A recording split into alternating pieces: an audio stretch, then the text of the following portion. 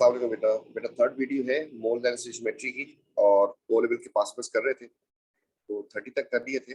अब ऑनवर्ड है 31। आपको इक्वेशन दे दी इसने, how much gas will remain if 2 decimetre cube of hydrogen reacted with 1 decimetre cube of oxygen. आपने बात बताई थी कि ये जो 2 डेसीमीटर क्यूब वॉल्यूम की बात कर रहा है एंड 1 डेसीमीटर क्यूब जो कि वॉल्यूम की बात कर रहा है, तो मोल रेशियो जो होती है वही वॉल्यूम रेशियो भी होती है, सेम होती है दोनों। दोबारा बोल देते हैं कि यहाँ पर इसके 2 मोल्स हैं। अगर देखें यहाँ पर आप लोग तो 2 मोल्स इसके हैं, 1 मोल इसका है, लेकिन अगर वॉल्यूम लिखूं तो 2 मोल का वॉल्यूम हो जाएगा 48 डेसीमीटर क्यूब। सिमिलरली 1 मोल का जो वॉल्यूम हो जाएगा that is 24 decimetre cube. Again you can see the ratio is 2:1। ठीक है जी। तो अब आपको पता है इसमें होगा क्या कि ये लिक्विड है, ये और ये गैस थी, यही दोनों गैसेस थी जो उसने बताई हैं। तो इन दोनों को रेक करवा दिया जाए तो कुछ नहीं बचेगा, 0 वॉल्यूम बचेगा। उसकी वजह इसके 2 के लिए इसका 1 चाहिए, और आप ऐसा ही कर रहे हैं कि 2 हाइड्रोजन के दिए हैं और आपने 1 ऑक्सीजन का दिया है।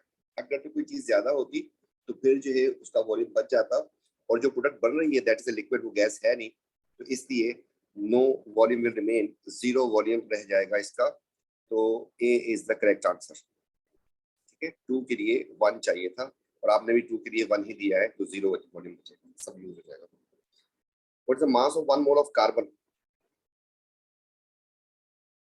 1 मोल कार्बन का जो है मास कितना होगा? तो दैट इज कार्बन 12 का आइसोटोप की बात की है। तो 1 मोल जो है आपको पता है कि 6.02 10⁻23 पार्टिकल्स, या फिर 1 मोल का जो मास होता है वो उसके AR के बराबर होता है। तो AR इसका जो है 12। अगला क्वेश्चन जो है कॉन्सेंट्रेशन से है आयोडीन की, और इतने ग्राम भी आयोडीन के और इतने वॉल्यूम में डिवाइड कर दिए, डिसॉल्व कर दिए इसने। तो फॉर्मूला था हमारे पास C = N/V। तो हमें जो है वॉल्यूम तो उसने दे दिया, वॉल्यूम जो है हमारे पास है 250/1000 कर देते हैं इसको।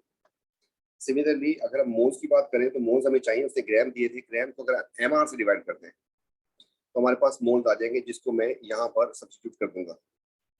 तो इसका आयोडीन जो है इसका एटॉमिक नंबर 127 होता है, और आयोडीन I2 की फॉर्म में होती है, ये इसने मेंशन भी कर दिया यहाँ पर, वैसे भी हमें पता होना चाहिए। इसका जो MR बन जाएगा दैट इज 254। तो यहाँ पर आ जाएगा हमारे पास 2.54 डिवाइड बाय 254। इससे हमारे पास आंसर देखते हैं कि क्या आता है। तो 2.54 डिवाइड बाय 254, ऊपर तो आंसर आ गया हमारे पास 0.01, इसके नीचे आंसर आ रहा हमारे पास 250 डिवाइड बाय 1000, 0.025। सॉरी 0.25। उसको हम कर लेते हैं सॉल्व। 2.54 डिवाइड बाय 254 डिवाइड कर देंगे 0.25 से, आंसर आ गया हमारे पास 0.04। Simple question. Next question, the mass of oxygen obtained from this much pure water. तो अब देखें, आपको जिस चीज के बारे में बोला है मास ऑफ ऑक्सीजन, और बताया किसके बारे में है, वाटर के बारे में। तो इक्वेशन आपको बनानी पड़ेगी छोटी सी। तो आपको इक्वेशन लिखी आपने कि वाटर जो है अगर हो आपके पास, उसमें ऑक्सीजन होती है, 1 ऑक्सीजन होती है, एक वाटर में 1 ऑक्सीजन होती है। तो इसका मास होता है, इसके बारे में भी ग्राम में बात हो रही है तो आपने ग्राम लिखा और फिर ग्राम लिख दिया, जबकि उसके बारे में भी ग्राम में ही बात हो रही है, ऑक्सीजन के बारे में भी, तो हमने ग्राम एंड ग्राम लिख दिया। पहली लाइन जो इक्वेशन से फिल करते थे हम लोग, तो यहाँ पर आ जाएगा 18 और यहाँ पर आ जाएगा 16, और दूसरी लाइन हम क्वेश्चन से फिल करते हैं तो क्वेश्चन में कह रहा है कि 72 ग्राम्स था हमारे पास वाटर, उससे कितनी बनेगी ऑक्सीजन। आंसर आ जाएगा हमारे पास 16 into 72 and divide by 18. 64 is the answer. Next question. How many moles of calcium carbonate? How many moles of calcium carbonate? हमने calcium carbonate को अंडरलाइन कर दिया। इसके बारे में इंफॉर्मेशन जो आ रही है that is in mole, तो इसके मोल की बात हो रही है, और हम नीचे दोबारा लिख देते हैं mole. This much centimetre cube of carbon dioxide. अच्छा, पहली बात ध्यान रखिएगा, यूनिट इसका सेंटीमीटर क्यूब, और दूसरी बात जो है कार्बन डाइऑक्साइड थी। कार्बन डाइऑक्साइड के बारे में जो बात हो रही है दैट इज सेंटीमीटर क्यूब में, तो इसको डेसीमीटर क्यूब में भी कन्वर्ट कर सकते हैं, वरना सेंटीमीटर क्यूब में भी सॉल्व कर सकते हैं, कोई इशू नहीं है। अच्छा, नीचे वाली लाइन जो है आपको क्वेश्चन से फिल करनी है, और क्वेश्चन ये है कि 24 सेंटीमीटर क्यूब बनाना है, इसके कितने मोल्स चाहिए, ये आपका क्वेश्चन आ गया। और ऊपर वाली लाइन जो है वो आपको इक्वेशन से फिल करनी है, इसकी जगह पे मोल लिखना है, ठीक है। मोल इसका 1 है, अगर ग्राम होता तो इसका एमआर लिख देते, मोल 1 लिख दिया। इसकी जगह पे आपको 1 मोल की जगह पे सेंटीमीटर क्यूब लिखने हैं, तो 1 मोल जो है आपको पता है कितना होता है, 1 मोल जो है 24 डेसीमीटर क्यूब होता है, या ऐसे भी लिख सकते हैं कि 1 mole is equal to 24,000 centimetre cube. तो आप यहाँ पे लिखते हैं 24,000 सेंटीमीटर क्यूब और सॉल्व कर लेंगे इसको, तो ये बन जाएगा 24 डिवाइड बाय 24,000, तो 1 × 10⁻³ मतलब 0.001। D is the correct answer. Empirical formula of compound ये है।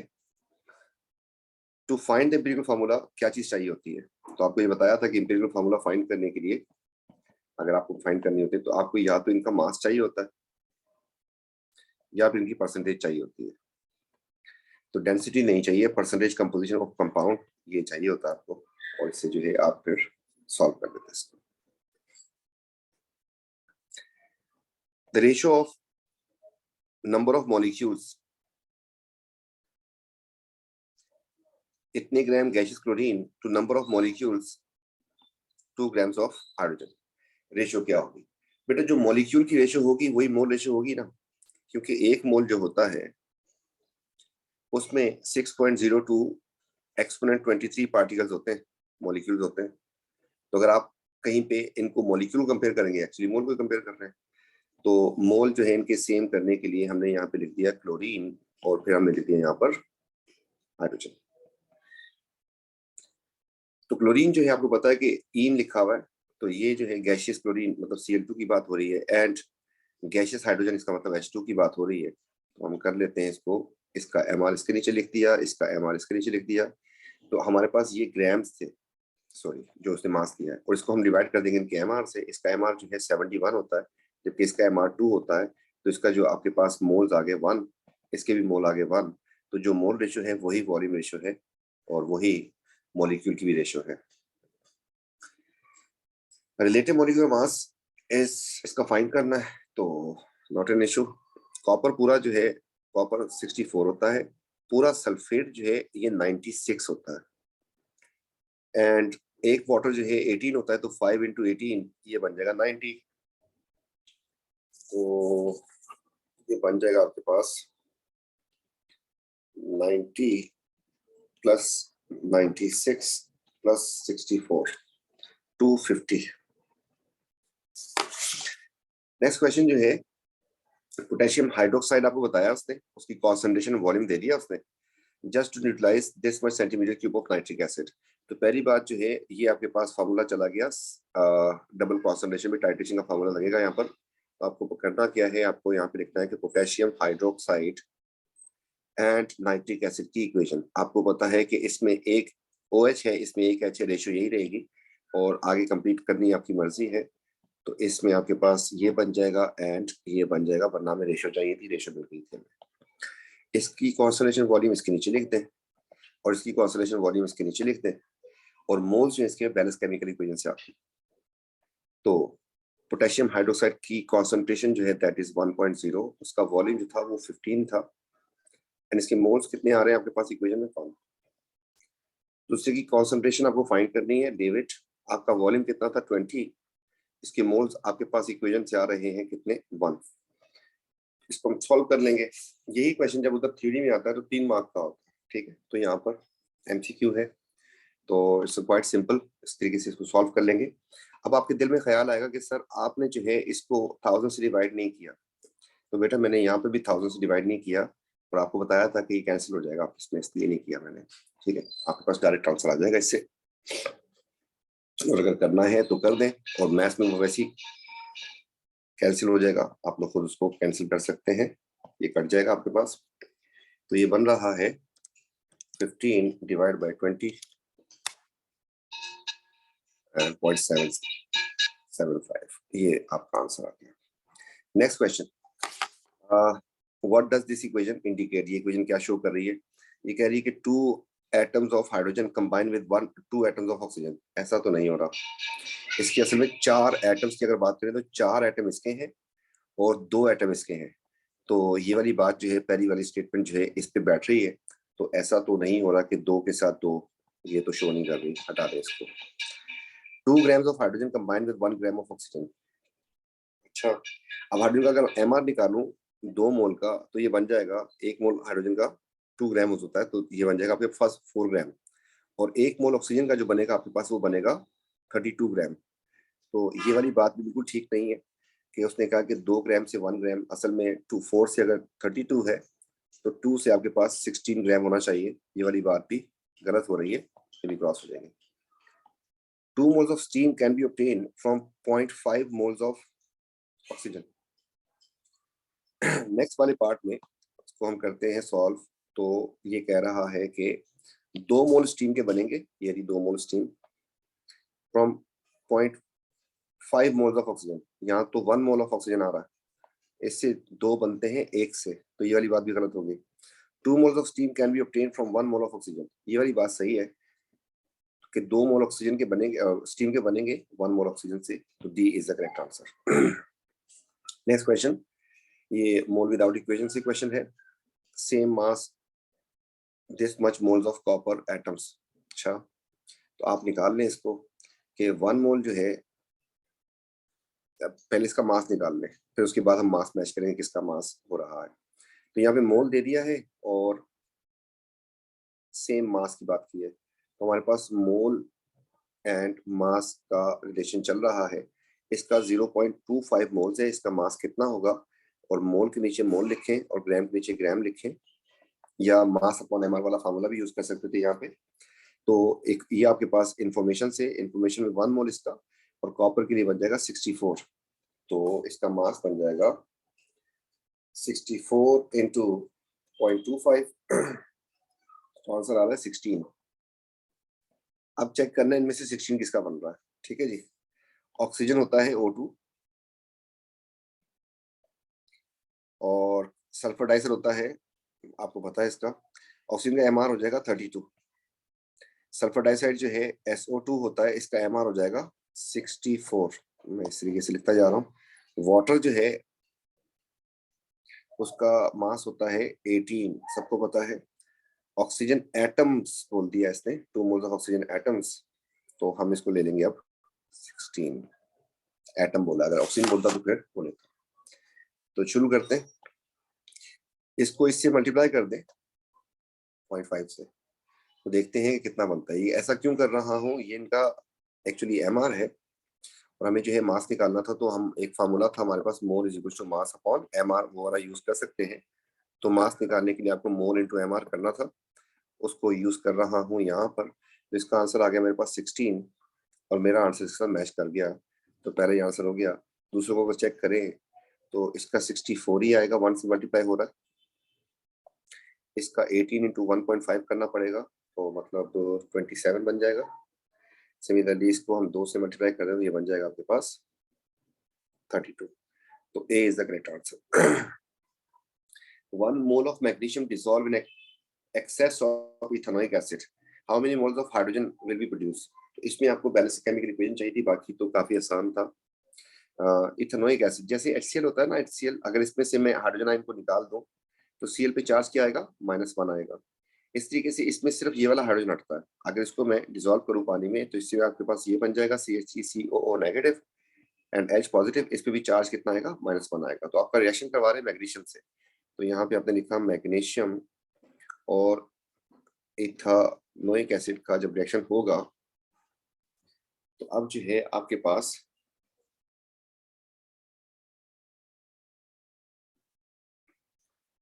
सॉल्ट बनेगा। सॉल्ट बनाने के लिए क्या करना होता है, किसी एसिड का हाइड्रोजन हटा दे, उसकी जगह मेटल लगा दे, लगा दिया और ये हाइड्रोजन हटा दिया। अब इसमें इसका चार्ज चूंकि +2 है, इसका चार्ज -1 है, तो फार्मूला आपके पास बनेगा ये। और फिर जब आप इसकी बैलेंसिंग करेंगे तो आपको यहाँ पे 2 लगाना पड़ेगा और इस तरीके से ये भी 2 बन जाएगा। ये आपके पास बैलेंस केमिकल इक्वेशन आई है।